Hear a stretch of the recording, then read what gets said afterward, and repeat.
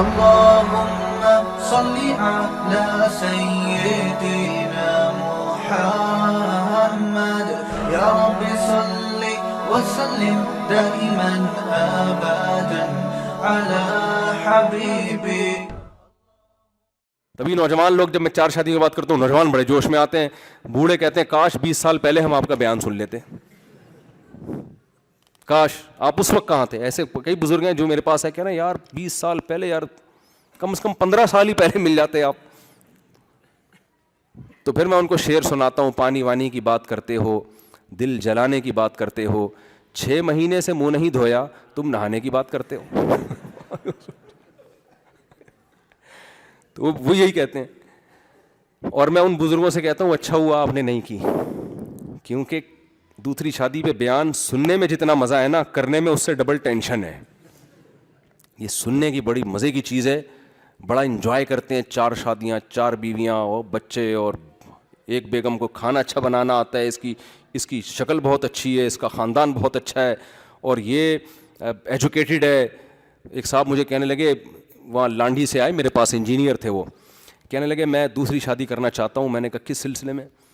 کہتے ہیں اصل میں میری ایک وائف ایسی ہے جو گھر کے کام کاج کرتی ہے، تو کھانا وانا نہیں بنانا آتا، تو میں دوسری وائف لا کے رکھوں گا، کام یہ کرے گی، جھاڑو پوچھا، کھانا وہ بنا دے گی. میں نے کہا مریخ سے تو نہیں آئے میرے بھائی آپ کا، اسی زمین پہ رہتے ہو آپ، لوکیشن ذرا بتاؤ آپ کہاں ہو. کہہ رہے ہیں لانڈھی. میں نے کہا ہو سکتا ہے چاند پہ بھی کوئی لانڈھی وانڈھی ہو. کہہ رہے کیوں؟ میں نے کہا آپ یہ سمجھ رہے ہو کہ آپ جب لیٹو گے تکلیف ہوگی تو ایک آپ کے پاؤں دبائے گی اور ایک آپ کے سر دبائے گی، یہی ہے نا. اب ظاہر ہے جو سر دبا رہی ہوتی ہے اس کے ہاتھ پاؤں تک نہیں پہنچتے، تو 2 بیویاں ہوں گی. میں نے کہا پھر تیسری بھی کر لو، وہ آپ کا یہ والا کندھا دبائے گی، چوتھی یہ والا کندھا دبائے گی. میں نے کہا بھائی تو کس دنیا میں رہ رہا ہے؟ میں نے کہا جب تو دوسری کرے گا نا، جو کام کر رہی ہے نا وہ کام کرنا چھوڑ دے گی. سمجھ میں آ رہی ہے بات؟ وہ کام کرنا، بولے گی اب تیرے کو ایک اور چاہیے تو میں کیوں کروں کام. اور میں نے کہا آپ کام بھی کرو گے اور اس کے علاوہ ایک اور کام، دونوں میں ساری زندگی سلو کر آتے رہو گے بیٹھ کے. اور میں نے کہا جب دونوں کو آپ ایک ساتھ رکھو گے تو یہ جو عام ہیلمٹ ہے نا، جو لوکل ہیلمٹ، یہ نہیں چلے گا. امپورٹڈ ہیلمٹ جو باقاعدہ میرے کو جاننے والے ہیں ڈیفینس میں، ان کا ہیلمٹ کا بزنس ہے، میں نے بائک کے لیے ان سے ہیلمٹ لیا ہے. کہنے کو تو بائک کے لیے لیا ہے، باقی آپ سمجھدار ہیں. تو وہ ہیلمٹ بہت مضبوط ہیلمٹ ہوتا ہے. میں نے کہا جب دونوں ایک ساتھ رہیں گی تو آپ وہ ہیلمٹ پہن کے گھر جاؤ گے. تو کہنے لگا یار آپ تو منفی باتیں کر رہے ہیں، آپ تو اتنا اپریشیٹ کرتے ہیں. میں نے کہا بھائی میری پوری بیان سنا کرو. میں سمجھتا ہوں کہ یہ 2 شادیاں 4 شادیاں معاشرے کی ضرورت ہے، لیکن یہ جہاد ہے، تو جہاد سمجھ کے کرو، انجوائے کرنے کے لیے کرنے کی بالکل بھی ضرورت نہیں ہے. اور دونوں کو ایک ساتھ رکھو گے تو خود کہاں رہو گے. دونوں کو ایک ساتھ رکھنے کا تو میں قائل ہی نہیں ہوں. الگ الگ رکھو، اتنا دور رکھو کہ اس کو پتہ نہ چلے کہ کہاں بیٹھا ہوا ہے یہ، ورنہ اس کو پتا ہو گیا نا اس گھر میں بیٹھا ہوا ہے. وہ ٹائم نوٹ کرے گی اسٹاپ واچ لگا کے، ادھر 6 گھنٹے 3 منٹ 25 سیکنڈ ٹھہرا تھا اور میرے پاس 6 گھنٹے 3 منٹ 24 سیکنڈ میں کیوں اٹھائیے. وہ ایسے کیلکولیٹ کرے گی، اس کو پتہ ہی نہ بندہ ہے کہاں پہ. تو میں ڈرا نہیں رہا، میرا مقصد ہے کہ بھائی جہاد کی نیت سے کرو یار. یہ معاشرے کی کیا ہے، عورتیں زیادہ ہیں مرد کم ہیں، تو ان کو کیسے، جب زیادہ شادیاں نہیں کرو گے تو ان کو کیا کریں، کوئی حل ہی نہیں ہے نا. گورے کے پاس تو حل ہے کہ زنا کو عام کر دو. انہوں نے یہی کیا جب ان کے ہاں دوسری جنگ عظیم میں مرد شارٹ ہو گئے مارکیٹ سے، عورتیں بے تحاشا ہو گئی تھیں. ایک رپورٹ کے مطابق 80% مرد، یعنی مردوں میں عورتوں کی نسبت 80% ریشو موت کا زیادہ. پوری دنیا میں لڑائی ہوئی تو مرد کتنے ہلاک ہوئے، عورتیں تھوڑی لڑ رہی تھیں میدان میں آ کے. تو ان کے ہاں جب یورپ میں مرد مارکیٹ سے شارٹ ہوئے ہیں تو ان کو چاہیے تھا اسلام کی طرف آ جاتے. ایک مرد کو اجازت دے دو یار زیادہ کر لے، وہ اسلام سے تو بوجھ تھا کہ نہیں یار یہ تو پھر وہی مولوی آ جائے گا بیچ میں، اسلام آ جائے گا، آج تک جس مذہب کی مخالفت کرتے رہے اس کو ماننا پڑے گا. ان کے مفکرین نے لکھا ہے کہ آپ کو اسلام کی طرف آنا پڑے گا. میرے جو کتاب ہے نا خطرناک 4 شادیوں والی، اس میں نے ان کے حوالے دیے ہیں کہ انہوں نے کہا کہ آج سے 100 سال کے بعد ہمیں اسلام والا 4 شادیوں والا نظریہ لینا پڑے گا، اس کے بغیر ہم اپنے خاندانی نظام کو نہیں بچا سکتے، بیڑا غرق ہو جائے گا. اس مفکر بیچارے گورے کو یہ نہیں پتا تھا کہ 100 سال کے بعد خاندانی نظام اتنا تباہ ہو جائے گا، تم 4 کو رو رہے ہو، 1 کا رواج بھی ختم ہو جائے گا. وہ رو رہا تھا 4 کا، وہ 1 تو یہ ہو گیا ہے وہاں پہ. تو اب ہم کہتے ہیں یار یہ جو اتنے مرد جو نکاح کے قابل مرد ہیں وہ شارٹ ہے مارکیٹ میں ہے ہی نہیں, عورتیں بہت ہیں, تو کیسے ہوگی شادی ان کی؟ تو مجبوراً ایک آدمی کو 2-3 کرنی پڑیں گی, اور جہاد کی نیت سے اللہ کا حکم سمجھ کے. پھر اس میں یہ نہیں ہوگا ایک سر دبائے گی تو ایک پاؤں دبائے گی. پھر آپ نے یہ کہ جب وہ کوئی گلا دبائے گی تو میں کیسے بچوں گا, اس کی ٹریننگ کرنی ہے. آپ نے دوست کو بتایا یار گلا دبا کے دیکھ کتنی پاور میں مرتا ہوں اور کتنے میں سانس گھٹتا ہے. ثواب کی گارنٹی ہے, حالات کی گارنٹی نہیں ہے. ثواب کی اور اللہ کی مدد کی, ان دونوں چیزوں کی گارنٹی. اگر آپ جہاد کی نیت سے یہ کام کرو گے, دونوں کے, تینوں کے, چاروں کے حقوق پورے کرو گے, تو انشاءاللہ اللہ کی مدد, کیونکہ اللہ کو خوش کرنے کے لیے کر رہے ہو نا یہ کام, تو انشاءاللہ اللہ کی مدد ہوگی آپ کے ساتھ. اللہ آپ میں برداشت بھی پیدا کرے گا, اور پھر اس کی برکتیں پوری طور پر دنیاوی اخروی برکتیں حاصل ہوں گی. اللہ نے زنا میں نحوست رکھی ہے, نکاح میں اللہ نے برکت رکھی ہے. حضرت ابراہیم علیہ السلام کی زوجہ ہاجرہ اور سارہ, یہ کتنی نیک عورتیں تھیں, ان میں بھی کچھ نہ کچھ چپکلس ہوئی ہے. حضرت زینب رضی اللہ تعالی عنہا, حضرت عائشہ کی سوکن, حضرت عائشہ کی باری ہے, حضرت زینب نے حلوہ بنا کے بھیج دیا. نبی صلی اللہ علیہ وسلم مسجد نبی میں اپنے حجرے کے باہر کھڑے ہوئے ہیں, صحابہ بھی بیٹھے ہوئے ہیں, حضرت عائشہ بھی تھیں, اس وقت پردے کے حکام نہیں آئے تھے, امی عائشہ بھی موجود تھیں. حضرت زینب نے جیسے ہی حلوہ بنا کے بھیجا ہے, امی عائشہ کو اتنا غصہ آیا کہ باری میری ہے, اس میں سوکن کی مداخلت کیوں ہو رہی ہے بھائی, آپ حلوہ کھلانا تھا اپنی باری میں کھلا دیتی. امی عائشہ نے نبی کے ہاتھ سے وہ برتن لیا اور اٹھا کے پٹخ کے زمین پہ مار کے توڑ دیا. ہمارے نبی نے کیا کیا ہے, صحابہ کے سامنے یہ عمل ہوا ہے, گھر کے بند کمرے میں بھی نہیں. جب آپ کی بیوی دوستوں کے سامنے اگر یہ عمل کرے پھر تو آپ غیرت کا مسئلہ بنا لیتے ہو. کیا خیال ہے بھائی؟ اصل میں میرے ساتھ ہو یہ رہا ہے, مجھے ایک واقعہ یاد آتا ہے کہ ایک آدمی گیا نا, تو دیکھا کہ گورنمنٹ کے 2 ملازم کام کر رہے ہیں, ایک گڑھا کھود رہا ہے, دوسرا اس میں مٹی بھر کے بند کر رہا ہے. اس کو عجیب سا لگا, یار یہ گڑھا کھودتا کیوں اگر دوسرے نے مٹی بند. اس نے پوچھا یار یہ کیا کر رہے ہو؟ انہوں نے کہا بھائی ہم 3 آدمیوں کے ذمے حکومت نے درخت لگاؤ مہم لگائی ہے, درخت لگاؤ مہم چلائی ہے, تو ہم 3 بندوں کو ٹھیکہ دیا ہے. ایک کا کام ہے گڑھا کھودنا, دوسرے کا کام ہے اس میں درخت لگانا, تیسرے کا کام ہے مٹی بھرنا. تو اس نے کہا درخت کیوں نہیں لگ رہا؟ اس نے کہا وہ چھٹی پہ گیا ہوا ہے جس بندے کا کام درخت لگانا ہے نا, تو ہم اپنی ڈیوٹی پوری کر رہے ہیں. تو میرا جب 4 شادیوں کا بیان ہوتا ہے تو لوگ سنتے ہیں, جب حقوق کی بات ہوتی ہے تو اتفاق سے اس دن وہ چھٹی پہ گئے ہوئے ہوتے ہیں. سمجھ میں آ رہی ہے بات؟ اس دن وہ کہاں گئے ہوئے ہوتے ہیں؟ چھٹی پہ گئے ہوئے ہوتے ہیں. لہٰذا پھر وہ لانڈھی سے چل کے آتے ہیں, یوٹیوب پہ بیان سنا ہوتا ہے, اور پھر یہ کہہ رہے ہوتے ہیں میں 2 شادیاں کرنا چاہتا ہوں, ایک بیوی میرا سر دبائے گی اور پاؤں تک اس کے ہاتھ چونکہ پہنچتے نہیں ہیں, لہٰذا پاؤں کے لیے میں نے دوسری بیوی رکھ لی. سمجھتے ہو؟ تو ہمارے نبی صلی اللہ علیہ وسلم نے کیا کیا؟ ہمارے نبی صلی اللہ, اچھا ایک اور بات ہے, صلی اللہ علیہ وسلم ایک اور بات ہے, میں نوجوانوں کو جلد شادی کی ترغیب دیتا ہوں. بات بالکل درست ہے, 15 سال عمر ہے بلوغت کی, نکاح کی بھی یہی عمر ہے. تو جس دن 15 سال کی عمر کے لڑکوں کو نکاح کی ترغیب دیتا ہوں اس دن وہ ہوتے ہیں, جس دن اس پر بیان کرتا ہوں کہ یہ اپنے خرچے پہ, ابا کے خرچے پہ نہیں ہے, اس دن وہ چھٹی پہ گئے ہوئے ہوتے ہیں. پھر ابا کو جا کے تنگ کرتے ہیں, ابا ہماری شادی کراؤ, آپ اسلام پہ عمل نہیں کرتے. بھائی ابا کے ذمے آپ کو کھلا پلا کے بڑا کرنا تھا, کر دیا انہوں نے. اب آپ اپنے خرچے پہ بیگم کو کھلائیں گے, خرچہ نہیں ہے تو جاب کرو, کچھ کرو یار. ہاں ابا پھر بھی تعاون نہ کریں, آپ اپنے خرچے پہ کر رہے ہو, پھر آپ ہمارے پاس شکایت لے کر آؤ, پھر ہم ابا سے کہیں گے جب یہ اپنا کما رہا ہے, اپنے بیگم کو اپنے خرچے پہ کھلا رہے تو پھر آپ کیوں رکاوٹ بن رہے ہو؟ پھر ہم اس کو باغی بنائیں گے ماں باپ کے خلاف. باغی سے مطلب اس چیز میں صرف, ویسے باغی نہیں ہے, نہیں پھر اس میں ماں باپ کی نہیں ہے, پھر اللہ رسول کی ہے. تو بلکہ آپ صلی اللہ علیہ وسلم زمین پہ بیٹھ گئے اور برتن جمع کرنے لگے, اور صحابہ سے فرمایا غارت امکم, تمہاری ماں کو غیرت آ گئی ہے.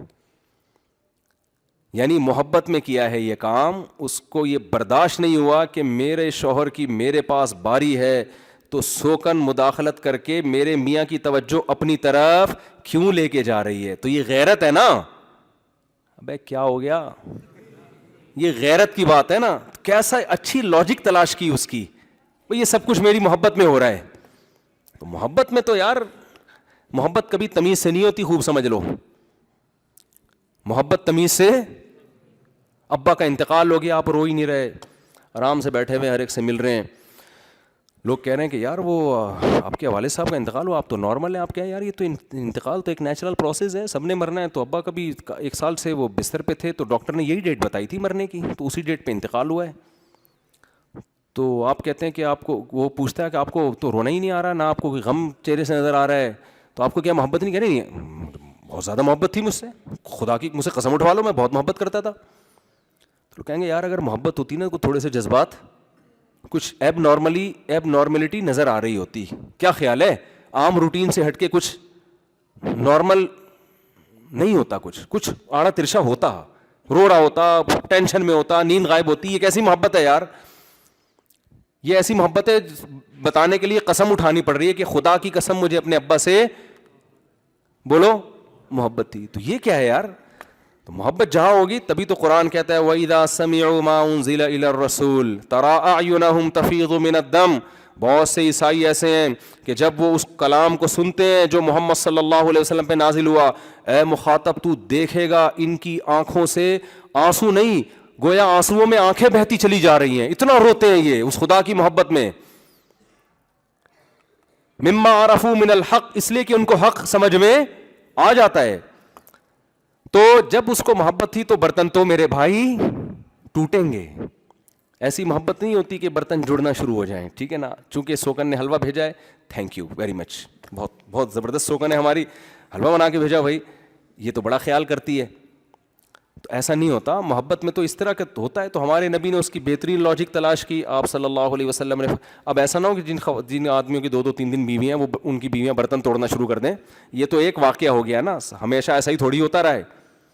اگر کوئی خاتون برتن توڑے ہی نہیں برتن بھائی, پہلی بات تو یہ, اگر توڑ دیا ہے تو پھر اس کو سمجھانا چاہیے آئندہ نہیں توڑنا, ٹھیک ہے نا. بس اتنے جذبات کافی ہیں. ٹھیک ہے.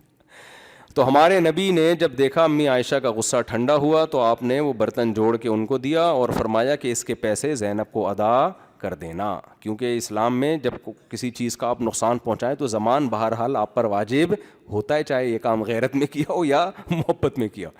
محبت میں آ کے اتنی زور سے تھپڑ مار دیا آپ نے, غیرت میں اگلے کا پورا نشان پڑ گیا, تو علاج کے پیسے بھی کس کو دینے پڑیں گے؟ آپ کو دینے پڑیں گے. محبت میں بھی کریں یا نفرت میں کریں, چیز کی قیمت ادا کرنی پڑتی ہے. تو یہ جو اسٹائل ہے نا برداشت والا, یہ پیدا کرنا پڑے گا. تو پھر آپ 4 شادیاں کریں اور یہ برداشت بھی پیدا کریں اور شادیاں بھی کریں, اس اسٹائل کے ساتھ کریں.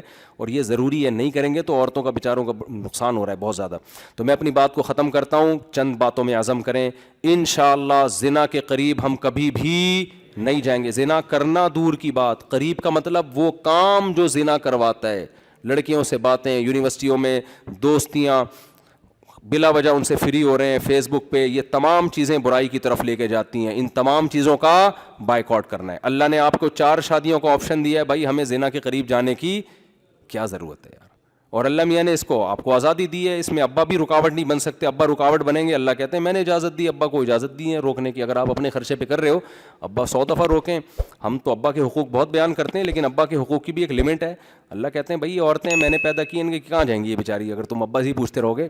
ابا تو روکیں گے, تو ابا جب روکا کریں, ابا کو کہا کریں. ابا اگر آپ کے ابا آپ کو روکتے تو آپ میرے ابا بنتے کبھی کیا, ٹھیک ہے نا. تو جیسے آپ کے ابا نے آپ کو نہیں روکا اور آپ کو میرا ابا بنا دیا, تو مجھے بھی کسی کا ابا بننے دیں. جیسے ابا بننا آپ کا رائٹ ہے, میرا بھی رائٹ ہے. یہ اللہ نے حقوق بیان کیے. سمجھتے ہو کہ نہیں سمجھتے؟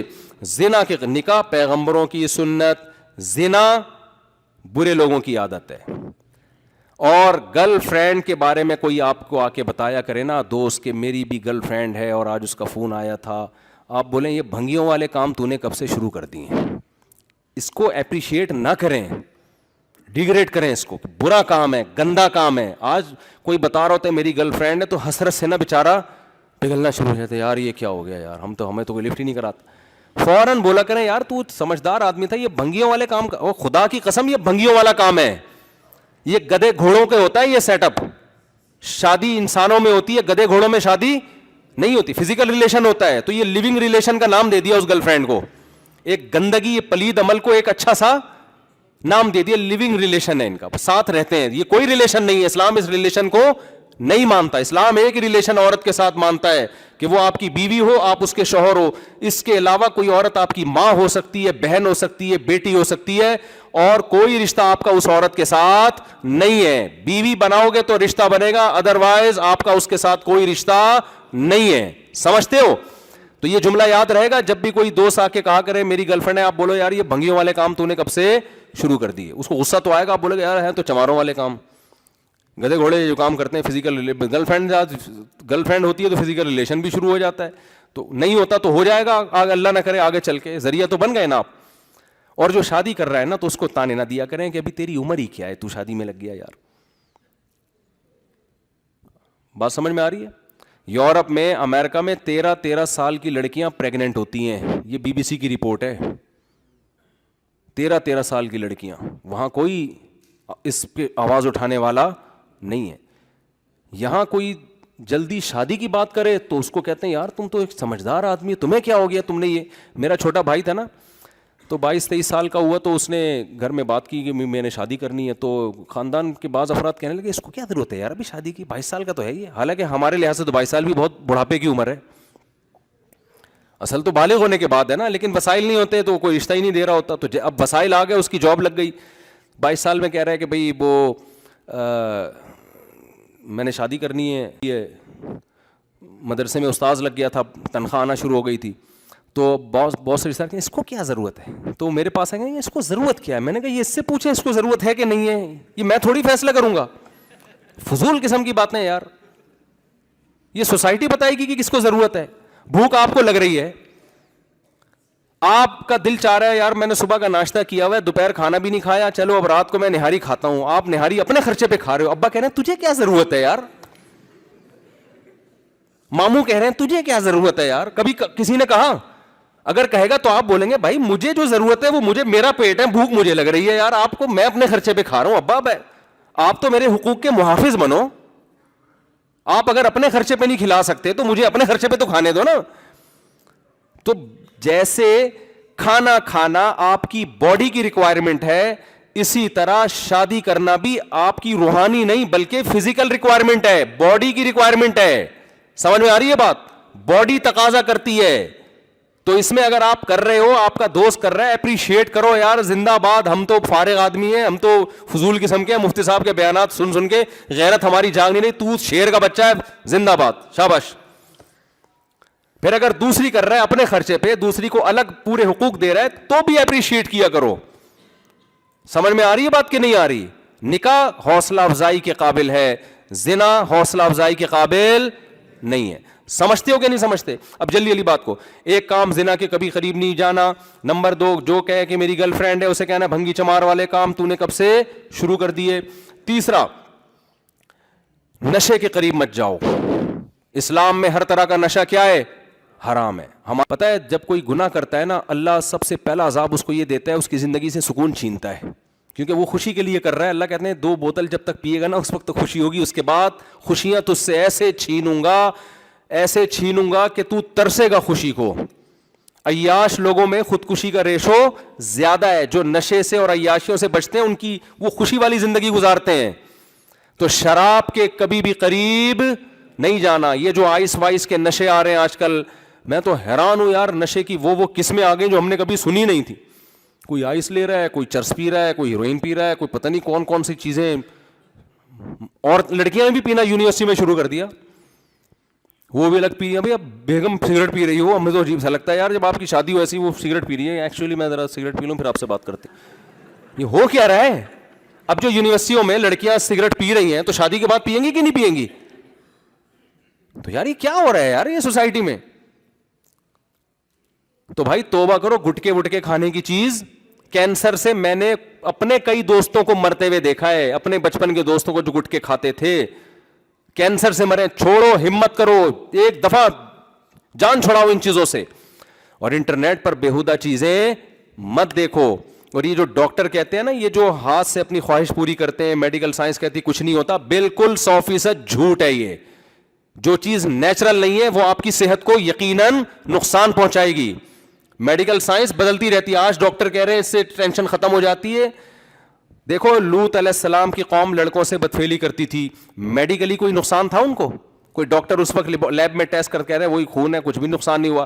بھائی بڑا نقصان کیا ہوا ان کو؟ کیونکہ نیچرل نہیں تھا. سب سے بڑا نقصان یہ ہوا کہ عورت کی طرف ان کی رغبت ختم. لوط علیہ السلام نے کہا نکاح کرو, انہوں نے کہا میں عورتوں میں رغبت ہی نہیں ہے.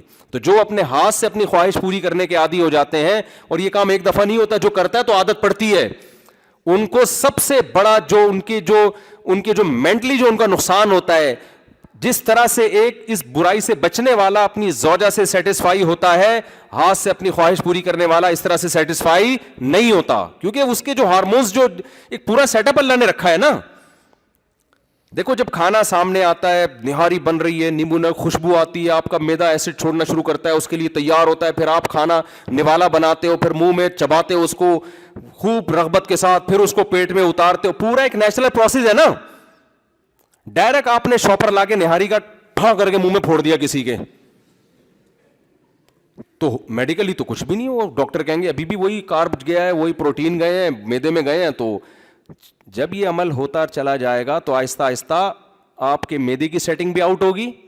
سب سے زیادہ آؤٹ تو یہ کہ پھر چبا کے کھانا آپ کے ہضم, وہ سارا ایسڈ کا جو ہارمونز, جب بھوک کے ہارمونز ہوتے ہیں نا, وہ سارے بری طرح ڈسٹرب ہو جائیں گے. تو آج لڑکوں میں یہ بہت زیادہ ہو گیا ہاتھ سے اپنی خواہش پوری کرنا, اور ڈاکٹر اس کو پروموٹ کر رہے ہیں. تو یہ غلط ہے, یہ نقصان دہ آپ کی صحت کے لیے. ٹھیک ہے جو حکیم ڈراتے ہیں خطرناک, وہ والے نقصان نہیں ہے, لیکن ایسا بھی نہیں ہے کہ جیسے یہ ڈاکٹر لوگ کہہ رہے ہیں. یہ کل رجوع کریں گے اپنی تحقیق سے, اور جب رجوع کریں گے تو آپ کے پاس جو نقصان ہوا ہے اس کی تلافی کا دروازہ بند ہو چکا ہوگا. اسلام نے آپ کے پاس اپنی خواہش پوری کرنے کے لیے بیوی کے علاوہ تمام دروازے بند کر دیے. وہ نیچرل ہے تو نیچر پہ رہو, نیچر سے بغاوت کرنے کی ڈاکٹروں کے مشورے پہ کوشش بولو نا مت کرو. کوئی ڈاکٹر مشورہ دیتا ہے نا کہ ٹینشن, آج کل ہو رہا ہے ایسے, ڈاکٹر خود لگا رہے ہیں لڑکوں کے دندوں پہ. تو یہ بھی ایسے ہی ہے, وقتی طور پر انسان ریلیکس ہو جاتا ہے, اس کے بعد پھر بار بار بار بار بار بار اس میں اعتدال ہے ہی نہیں. تو میں بھی اس کی زیادہ ڈیٹیل میں نہیں جاتا. تو اگر کسی سے گناہ ہو جاتا ہے, کیونکہ جب ان چیزوں کی لت پڑتی ہے تو آرام سے نہیں چھوٹتی, تو چھوڑنے کی کوشش تو کرو میرے بھائی. فوش فلمیں دیکھنے کی عادت پڑ گئی, اس طرح ہاتھ سے عادت پڑ گئی, تو کوشش تو کرو نا. اللہ کہتے ہیں جو میری طرف ایک بالش آئے گا میں اس کی طرف ایک ہاتھ آؤں گا, جو چل کے آئے گا میں دوڑ کے. تو کیسے کوشش ہوگی؟ آپ یہ ارادہ کرو کہ ہم یہ گناہ کبھی بھی نہیں کریں گے, اور اگر اللہ نہ کرے شیطان نے کروا دیا, کیونکہ عادت پڑتی ہے تو آرام سے ایک چیز چھوٹتی ہے, کروا دیا تو ہم اپنے آپ کو سزا دیں گے. وہ سزا جرمانے کی شکل میں ہو سکتی ہے, روزے کی شکل میں ہو سکتی ہے. جب غلطی ہوئی ہے اس کے بدلے میں آپ نے بطور سزا کوئی نیکی بولو نا کرنی ہے. جن سے بد نظری نہیں چھوٹتی, میں کہتا ہوں جب بھی کسی کو دیکھو 50 روپے صدقہ کر دو فوراً. ایک بد نظری کے 50 روپے تو ادا کرو. نہیں یہ بات سمجھ میں, جب 20 دفعہ دیکھے گا نیٹ پر اور ادھر ادھر انٹیوں کو چھیڑے گا یا دیکھے گا, تو 50 ہو کے جب ایک دن میں 1000 روپے نکلنا شروع ہوں گے تو آدمی لوگ بھی کہیں گے تیرے باپ کا فری کا پھوکڑ کا پیسہ ہے بھی تو انٹیوں پہ اڑا رہا ہے تو. یہی ہوگا نا. پھر اپنا نفس بھی کہے گا یار یہ کچھ زیادہ ہو گیا. جن کی آمدن محدود ہے ان کے لیے 1000 روپے, جن کی زیادہ آمدن ہے ان کے لیے تو لاکھ روپے بھی کچھ نہیں ہے. تو اپنی آمدن کے حساب سے تو 1000 سے کس پہ آؤ گے؟ 500 پہ آؤ گے. پھر انٹی جائے گی, اس کو دیکھنے کا دل کرے گا. انٹیاں کو انٹی کہنا حرام ہے پاکستان میں. ایک آدمی نے کسی خاتون کو کہہ دی انٹی, اس نے کہا انٹی ہوگا تیرا باپ, ٹھیک نا, تو انٹی نہیں, میں تو مذاق سے کہہ رہا ہوں. کوئی بھی, تو آپ نے جب 50 روپے صدقہ کیے, پھر صدقہ کیے, تو پھر آپ کہوں گے یار یہ 50 اب اس دفعہ میں بچا لو. آہستہ آہستہ آپ کو گناہ چھوڑنے کی عادت انشاءاللہ بولو نا پڑے گی. کم ہو جائے گا, پھر اور کم ہوگا. 1 سال میں, 1.5 سال میں, 2 سال میں ختم ہو جائے گا. جیسے گناہ کرتے کرتے کرنے کی عادت پڑتی ہے, چھوڑتے چھوڑتے چھوڑنے کی. کچھ کرو تو صحیح, ہلو تو صحیح. اور آخری بات, بلکہ 2 باتیں بس. ایک, نماز کی پابندی. جتنے لوگ یہاں بیٹھے ہیں ابھی عزم کریں فجر تکبیر اولیٰ کے ساتھ مسجد میں انشاءاللہ ہم پڑھیں گے, کیونکہ اسلام میں توحید کے بعد نماز سے بڑا حکم کوئی نہیں. اللہ کھلا رہا ہے تو اللہ کہتے ہیں میرے گھر پہ آ کے تمہیں سجدہ کرنا پڑے گا. کچھ لوگ آتے ہیں اللہ ہر نماز میں اعلان کرواتے ہیں حی علی الصلاۃ آ جاؤ، حی علی الفلاح آ جاؤ. یہ اعلانات ہوا میں تحلیل ہو کے ختم ہو رہے ہیں. ہم سمجھتے ہیں بس مؤذن کی ڈیوٹی ہے. وہ بھائی یہ اللہ قیامت میں حجت تمام کرے گا کہ جب سے بالغ ہوا تھا نا اس وقت سے لے کے موت تک تو اذان سنتا رہا ہے، میں تجھے یاد دلاتا رہا اور تو سن سن کے سن ہو گیا تھا. تو سمجھتے ہو؟ اور آخری بات دیکھو، رشتہ داری جوڑنے کا اسلام میں حکم ہے، توڑنا جائز نہیں ہے. رشتہ داروں میں سب سے بڑا حق والدین کا ہے. یہ بڑا خطرناک رشتہ ہے اس حوالے سے کہ اگر یہ حق آپ نے ضائع کیا تو بخشش کے دروازے آپ پر بند ہو جائیں گے. بوڑھے ماں باپ کو بوجھ مت سمجھو. بوڑھے ماں باپ کو یہ سمجھو کہ اللہ نے جنت کمانے کا بہترین آپشن دے دیا ہمیں. حدیث میں آتا ہے جس کو بوڑھے ماں باپ ملے اور اس نے خدمت کر کے اپنے گناہ معاف نہیں کروائے اور جنت کو اپنے اوپر لازم نہیں کیا، اس پر اللہ کی لعنت ہے. یعنی اتنا بہترین آپشن اسے ضائع کر دیا. ہمیں ایسے واقعات غیر مسلموں میں سننے کو ملے ہیں جہاں جہالت ہوتی ہے. میں مانتا ہوں سب نہیں ایسا کرتے. میں ایک گاؤں گیا، وہاں واقعہ ہوا. میں وہ واقعہ ویڈیو میں تو نہیں اس طرح سے اس گاؤں کا نام لے کے بیان کر سکتا تھا، ایسی چیزیں میں پھر بڑے مسائل ہو جاتے ہیں. اب تو کسی کو کیا پتا میں کس گاؤں کی بات کر رہا ہوں. ماں باپ بوڑھے ہو گئے، بوڑھا باپ ہے کئی سالوں سے بستر پہ ہے، تو بچوں نے خود ہی کوئی زہر دے کے مار دیا کہ یار جان چھوٹے کسی کام کا تو ہے نہیں. یہ ہو رہا ہے سوسائٹی میں. اب الحمدللہ میجورٹی ہمارے ہاں ایسی نہیں ہے، لیکن آپ اگر سروے کرو تو پتہ نہیں. گوروں نے تو حل تلاش کیا، بوڑھا ماں باپ ہے مارنے کی ضرورت نہیں ہے بھائی، اولڈ ہاؤس میں جمع کرا دو، گورنمنٹ خود ہی پالے گی. تو آپ نے میرے بھائی کیا کرنا ہے، بوڑھے ماں باپ کو بوجھ بولو نا، نہیں سمجھنا. آپ نے یہ سوچنا ہے کہ میرے پاس جنت کمانے کا بہترین آپشن، کیونکہ مرنے تو سب نے جانا ہے یار، تو یہی بہترین ہے. سمجھتے ہو کہ نہیں سمجھتے؟ تو یہ چند باتیں ہیں جس پر ہمیں عمل کرنا پڑے گا. اگر ہم عمل کریں گے اس کا مطلب ہم مانتے ہیں کہ خربوزہ خود پیدا نہیں ہوتا، اس کو کسی نے ہمارے لیے بنایا. جب خربوزے کھایا کرے نا، میں خربوزے کی مثال اس لیے نہیں دیتا کہ میں خربوزے شوق سے کھاتا ہوں. خربوزہ بولنے میں مزہ بہت آتا ہے، آلو بولو ٹماٹر بولو مزہ نہیں آتا. جو خربوزے بولنے میں مزہ ہے نا، کچھ چیزوں میں پروننسیشن بڑی مزے کی ہوتی ہے، تو خربوزہ بولنے میں مزہ بہت آتا ہے. اس لیے مثال میں خربوزے کی دے رہا ہوتا ہوں. اور دیکھنے میں بھی بڑا اچھا لگتا ہے نا، ایسے پھول کا کپا ہو جاتا ہے، پھر کاٹو تو پھر وہ اتنے سارے بیج نکلتے ہیں اس میں. تو کوئی بھی چیز کھاؤ تو سوچو بھائی یہ کس نے دی ہے، اللہ نے دی ہے. تو ہمیں ان نعمتوں کے بارے میں سوال ہوگا. اللہ تعالیٰ سمجھنے کی عمل کی توفیق عطا فرمائے. وقت بہت زیادہ ہو گیا، 5 منٹ آپ کے پاس ہیں سوالات کے لیے، کیونکہ ٹائم بہت لمبا بیان آج میں نے کھینچ لیا ہے. کوئی سوال کسی نے پوچھنا ہو، کوئی بھی پوچھ سکتے ہیں سوال. جی جناب. وعلیکم. جی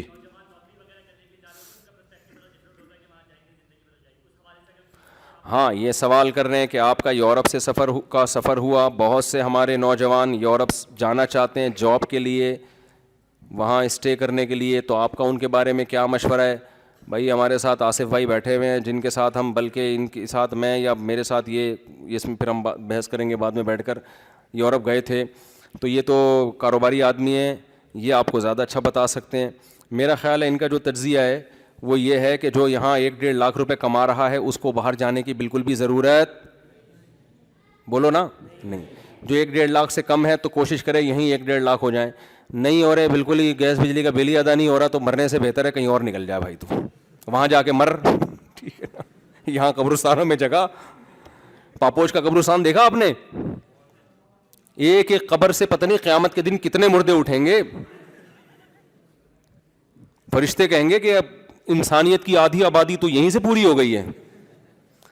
تو مردے کے اوپر مردہ، پھر وہ گورکن یہ تھوڑا سائڈ پہ لگا کے دوسرا مردہ پرانا والا اس سائڈ پہ کیا، کچھ کے گردے بیچ دیے، کچھ کے گھٹنے بیچ دیے، کچھ کے یہ بیچ دیا، بیچ باچ کے پورا مردہ بھی ایک قبر میں نہیں ہے. ایک مردہ ہے، گردے اس کے ساتھ ٹچ ہوئے ہوئے کسی اور مردے کے. عجیب سا پاپوش کے قبرستان میں حساب. بھائی گورنمنٹ کچھ زمین تو دے لوگوں کو مردے دفنانے کے لیے یار، اتنی بھی ذمہ داری پوری نہیں کر رہی. تو کیا یار ملک کا حشر ہے. تو اس لیے 1-1.5 لاکھ اگر کوئی کما رہا ہے تو نہ جائے، کیونکہ یہاں 1 لاکھ میں برکت بہت ہوگی. سمجھتے ہو؟ 1 لاکھ میں 50,000 بھی ایک کنوارے چھڑے چھاٹ جس کی نئی نئی شادی، اس کے 50,000 میں بھی آڑا ترچھا کر کے گزارا ہو جائے گا.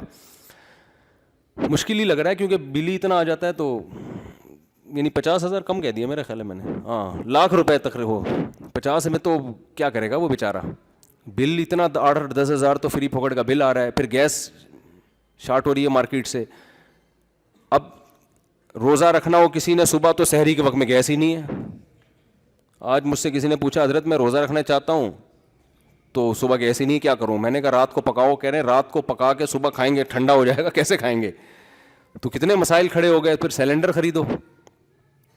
تو اب وہ سلنڈر خریدنے کے 50,000 میں پیسے کہاں سے؟ تو جس کی آمدن لاکھ سے کم ہے اور وہ لاکھ تک پہلے کوشش کرے یہیں کسی طرح بڑھائے, نہیں بڑھا سکتا تو پتلی گلی سے نکل جائے وہ, کیونکہ مرے گا قبرستان میں جگہ بولو نہیں ہے.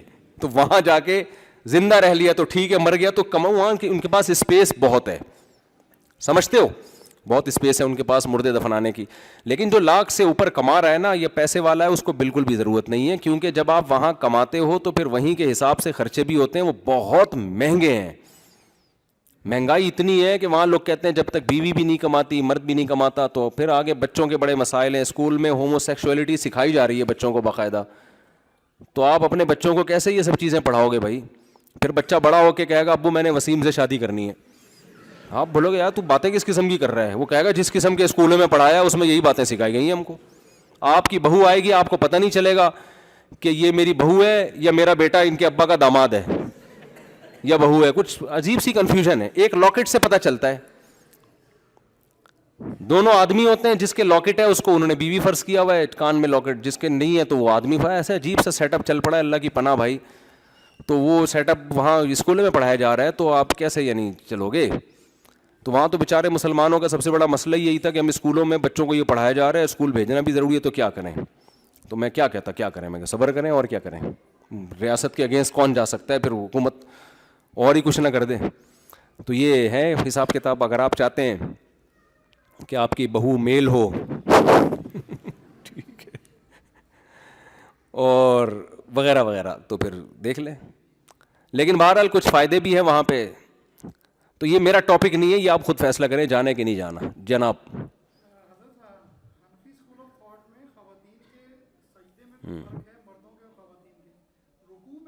جی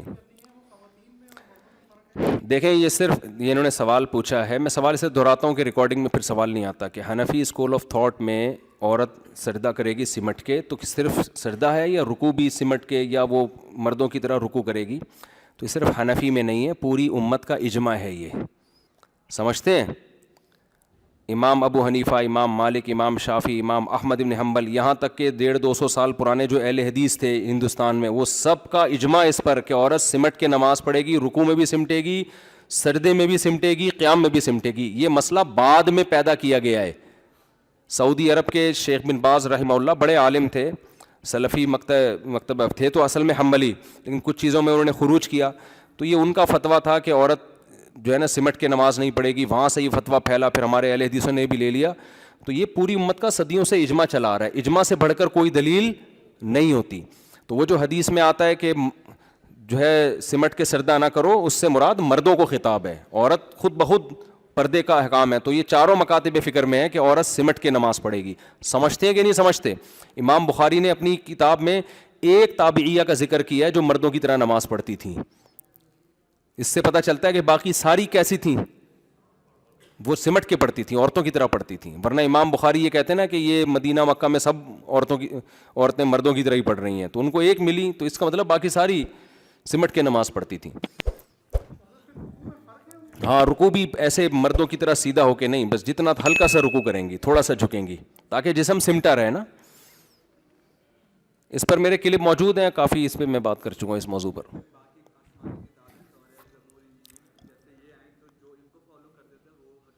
جی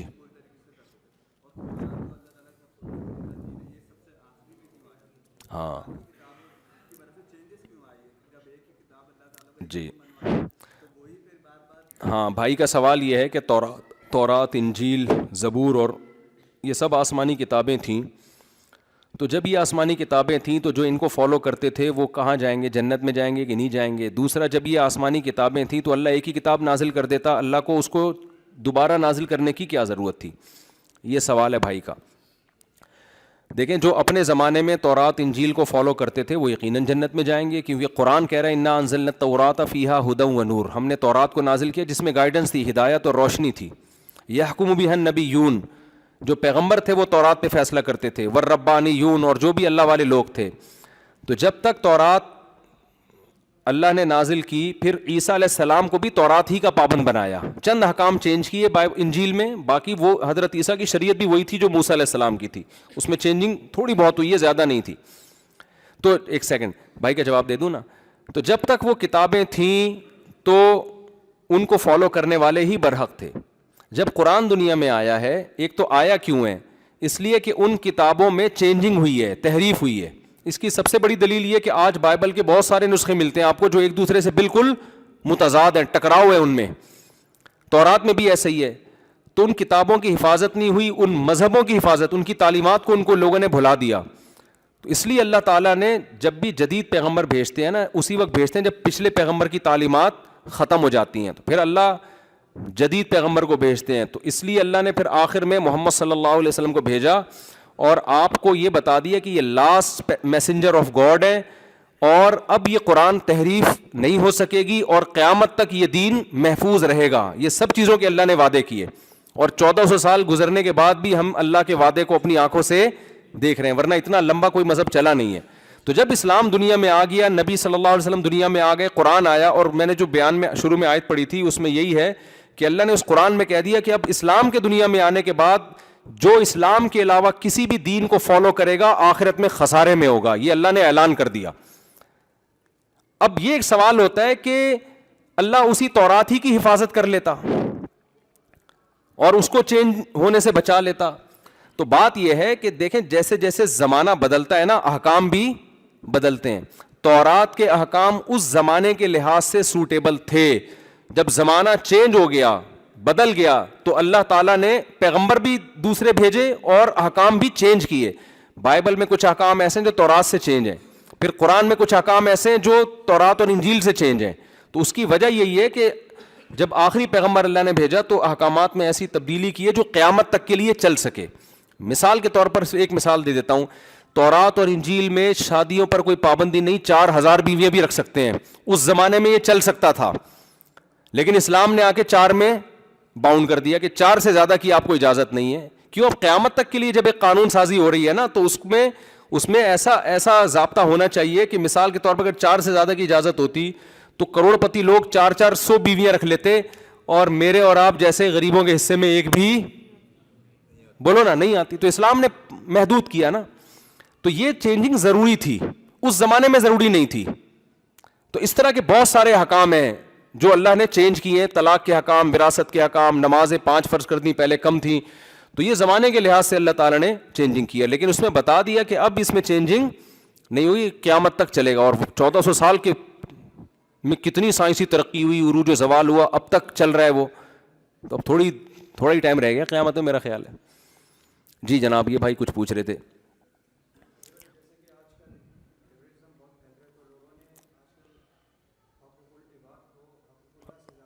بہترین بات کی آپ نے، یہ پورا بیان میرا اسی پر تھا۔ کہہ رہے ہیں لبرلزم بہت پھیل رہا ہے، لوگوں نے اب حقوق العباد کو زیادہ فوکس کیا ہے، حقوق اللہ کو سائڈ پہ لگا دیا۔ بالکل بات، یہ جو لبرل لوگ ہیں نا، یہ ایک بات کرتے ہیں، کہتے ہیں انسانیت پہلے ہے، مذہب بعد میں۔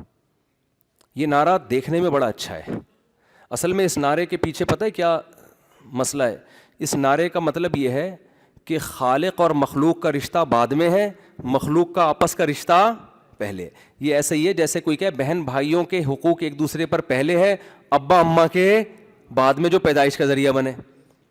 تو خدا کو اتنے خوبصورت طریقے سے بیچ سے نکالا گیا مذہب کا لیبل لگا کے کہ مذہب تو بعد میں، پہلے تو انسان ہے۔ ایسا نہیں ہے بھائی، مذہب پہلے ہے، خدا۔ مذہب کا نام مطلب کیا ہے؟ خدا کے حقوق، تو خدا پہلے ہے، وہ تھا تو اس نے پیدا کیا نا ہمیں اپنے ارادے سے۔ تو اس لیے خالق مخلوق کا رشتہ پہلے ہے اور مخلوق کا آپس میں بعد میں۔ اور آپ اس کانسیپٹ کو مانتے ہو تو مخلوق کے حقوق زیادہ اچھے طریقے سے ادا کرتے ہو آپ۔ یہ لبرل لوگ جو مخلوق اور حقوق العباد کی بات کرتے ہیں نا، لبرلزم میں جو جتنا آگے ابا اماں کے ساتھ اتنا ہی بدسلوکی کر رہا ہے وہ، اور جو جتنا مذہبی ہوگا ابا اماں کے ساتھ اتنا ہی اچھا سلوک کرے گا وہ۔ تو حقوق العباد تو مذہبی لوگ زکاتیں کون نکالتا ہے؟ لبرل لوگ نکالتے ہیں، مذہبی لوگ نکالتے ہیں۔ قربانی پہ کروڑوں روپے کے جانور ذبح کر کے اتنا غریبوں کو مذہبی لبرل لوگ کھلاتے ہیں, مذہبی لوگ کھلاتے ہیں. آخر میں ایک مثال ایسی دوں گا جو بڑی خاندانی. عورت کے حقوق لبرل لوگ زیادہ ادا کرتے ہیں یا مذہبی لوگ؟ نہیں یقین آتا آپ آ جاؤ ہم سے کبھی چھاؤں میں ملو آ کے, ہم بتائیں گے ہم کتنا خرچہ کر رہے ہیں بیگمات کو اور بچوں کو رکھ کے. مذہبی آدمی کہے گا عورت نہیں کمائے گی, مرد کما کے بیوی کو کھلائے گا, اس کے بچوں کو بھی کھلائے گا, گیس بجلی کا بل بھی دے گا, بچوں کے اسکول کی فیسیں بھی ادا کرے گا, اس کی ڈلیوری کا خرچہ بھی, بچوں کی پھر شادیوں کی ٹینشن, بچوں کی ایجوکیشن, ساری ٹینشنیں کس پہ ڈال دیں مذہبی لوگوں نے؟ مرد پہ ڈال دیں. لبرل لوگوں نے کہا کہ گرل فرینڈ بھی چائے اپنے خرچے پہ پیے گی, بیوی تو دور کی بات, اور بوائے فرینڈ بھی اپنے خرچے پہ. آپ جاؤ جو ذرا زیادہ آپ یہ تو غریب قسم کے لبرل ہیں ہمارے ہاں, جو گرل فرینڈ کو اپنے خرچے پہ چائے بھی, غریبوں والی گرل فرینڈیں ہیں. وہ ایک آدمی ہوٹل پہ گیا گرل فرینڈ کو لے کے, کہتا ہے اللہ کے نام پہ 2 دودھ پتی دے دو. اس نے کہا دوسری کس کے لیے؟ کہہ رہے گرل فرینڈ کے لیے, ایک میرے لیے. تو ہوٹل والے نے کہا کمبخت جب تو اتنا غریب ہے تو گرل فرینڈ رکھی کیوں ہے؟ کہہ رہا غریب ہو کے نہیں رکھی, رکھ کے غریب ہوا ہوں. ساری دولت پی گئی ہے وہ. تو یہ تو غریبوں کی گرل فرینڈ ہیں جن میں 500 روپے کا بیلنس ڈال دیا 1000 کا. یہ غریبوں کا کام ہے. جو مالدار گرل فرینڈ ایسے نہیں, وہ چھچور بنا ہے. یہ مالداروں کی جو گرل فرینڈ جو لبرلزم میں بہت آگے, ان کی گرل فرینڈ اپنا خرچہ کر, بھائی میرے پاس ٹائم نہیں ہے. سمجھتے ہو کہ نہیں سمجھتے؟ تجھے میں اچھا لگتا ہوں تو یہ تیرا ہیڈ ایک ہے, یہ میرا ہیڈ ایک نہیں ہے. تو اگر مجھے تو اچھی لگ رہی ہے تو تجھے بھی تو میں ہی اچھا لگ رہا ہوں نا, تو اپنا خرچہ کرے گی. میں جب تجھ سے بات کروں گا اپنے 1000 کا بیلنس میں ڈالوں گا, جب تو نے بات کرنی تو اپنے موبائل میں تو خود بیلنس ڈالے گی. تو حقوق کا لیبل تو بڑا لگا ہوا ہے, لیکن حقوق مارکیٹ سے شارٹ ہیں. حقوق مذہبی لوگ ہی ادا کرتے ہیں میرے بھائی. ابا کو مانتے ہیں, اماں کو مانتے ہیں, ٹیچر کو مانتے ہیں, استاذوں کا احترام ہے, بہن بھائیوں کا احترام ہے. بہت سارے حقوق کی ایک لمبی چوڑی فہرست ہے جو لبرل لوگوں کے ہاں بالکل بھی نہیں ہے. چلو بھائی,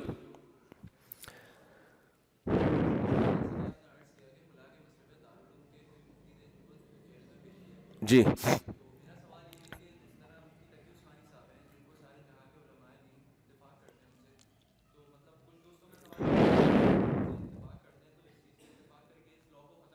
بہترین بات کی آپ نے. کہہ رہے ہیں عدالتی خلا جب شرن کا لدم ہے, زیادہ تر 100% نہیں, بعض کیسز میں وہ معتبر بھی ہوتا ہے, لیکن زیادہ تر تو کلعدم ہی ہے. کوئی بھی عورت پہنچ جائے عدالت خلا کی ڈگری پکڑا دیتی ہے اس کو. تو حضرت مفتی تقی عثمانی صاحب اس کے خلاف آواز کیوں نہیں اٹھاتے؟ علماء کا متفقہ فتویٰ کیوں شامل نہیں کرتے؟ دیکھیں حضرت مفتی تقی عثمانی صاحب جب شریعت کورٹ میں تھے, جج تھے, تو اس وقت جتنے شریعت کے خلاف کیسز آئے انہوں نے وہ تبدیل کروا دیے. اب وہ قانونی طور پر ان کی حیثیت نہیں ہے, اب حیثیت ہے اسلامی نظریاتی کونسل کی. اب یہ اسلامی نظریاتی کونسل کی ذمہ داری ہے. مفتی تقی صاحب تو فتویٰ تو دے دیتے ہیں کہ کلعدم ہے, تو اب کورٹ تھوڑی ان کے فتویٰ, کورٹ کا تو ایک پروسیس ہے نا. سب سے پہلے آواز اٹھائے گی اسلامی نظریاتی کونسل. اسلامی نظریاتی کونسل خاموش بیٹھی ہوئی ہے. ہم نے بعض دفعہ اپنا پیغام پہنچانے کی کوشش کی, یار تم اس پہ آواز اٹھاؤ, لیکن آواز نہیں اٹھا رہی. دوسرا یہ ذمہ داری ہے سیاسی مذہبی تنظیموں کی. جماعت اسلامی کی ذمہ داری ہے اور JUI کی ذمہ داری ہے کہ وہ اس کے خلاف آواز اٹھائیں. مجھے نہیں لگتا کہ وہ ایسی بھرپور آواز اٹھا رہے ہیں, سمجھتے ہیں. تو ہمارے ہاں سیاست میں دیکھا جاتا ہے کہ عوام ہم سے کیا چاہتی ہے, عوام جو چاہتی ہے ہم وہ کرنا شروع کر دیتے ہیں, اسی پہ عام طور پہ ووٹ ملتے ہیں. تو عام طور پہ, لیکن دونوں تنظیموں میں اچھے لوگ بھی ہیں, میں نہیں کہہ رہا کہ سارے غلط ہیں, لیکن کچھ جو ہمیں نظر آ رہا ہے میجورٹی یہی ہے کہ بھائی عوام کے مسئلے حل نہیں کرنے, عوام نے جس کو مسئلہ بنایا ہوا ہے اس کو مسئلہ بنا کے پیش کر رہے ہیں تاکہ عوام کا ہمارے پاس کراؤڈ آئے. تو بظاہر ایسا لگتا ہے کہ ایسا ہو رہا ہے مارکیٹ میں, ورنہ یہ تو پورا خاندانی نظام ایسا واٹ لگنے والی ہے نا عدالتی کورٹ. ابھی تو لوگوں کو پتہ نہیں ہے, آہستہ آہستہ پھیل رہا ہے. یہ ایسی واٹ لگنے والی ہے, آپ کی ایک چیز بیوی تھی وہ بھی آپ کے ہاتھ سے گئی. پہلے مرد کو پتا ہوتا ہے یار جب تک میں نہیں چھوڑوں گا یہ میری رہے گی. اب مرد کو پتا ہے کہ یار یہ جتنی یہ کوئی میری ویری نہیں ہے, جب تک یہ رہنا چاہے رہ سکتی ہے, ورنہ پرس اٹھائے عدالت سے کھلا لیا اور وسیم سے شادی کر کے, بھائی وسیم بیٹھے ہو تو معذرت, نکل لی. اب یہ ہو رہا ہے مارکیٹ میں. تو وہ نتیجہ یہی نکلے گا کہ مرد شادیاں کرنا چھوڑ دیں گے. یار کیا بھروسہ یار میں اس پہ خرچ کروں, اس کو پراپرٹی دوں, آج میں نے پراپرٹی دی, پتہ چلا کل یہ پتلی گلی سے کوئی مرد دے گا. ہمارے یہاں تو پورے گھر بیویوں کے نام کر دیتے ہیں. اب نہیں کرے گا وہ, بھائی کل پلاٹ دیا نکل لی وہاں سے, بچے بھی پیدا نہیں کرے گا آدمی, کہے گا یار 2 بچے, کیونکہ خلا کے بعد بچے عورت ہی کو ملتے ہیں. نہ بچوں پر اعتماد رہا کہ بچے بھی کسی وقت مارکیٹ سے شارٹ ہو سکتے ہیں, بیگم بھی, تو پھر مرد کہے گا اپنی جنسی خواہشات پوری کرو, اس کو زیادہ فری کرانے کی کوشش, وہی گرل فرینڈ میں جو ہوتا ہے نا وہی سیٹ اپ ہو جائے گا. بس جتنا مزے اڑا سکتے اڑاؤ, باقی زیادہ فری ہونے کی کوشش مت کرو. فیوچر میں اس عدالتی خلا کا یہ رزلٹ نکلنے والا ہے, سمجھتے ہو؟ چلو بھائی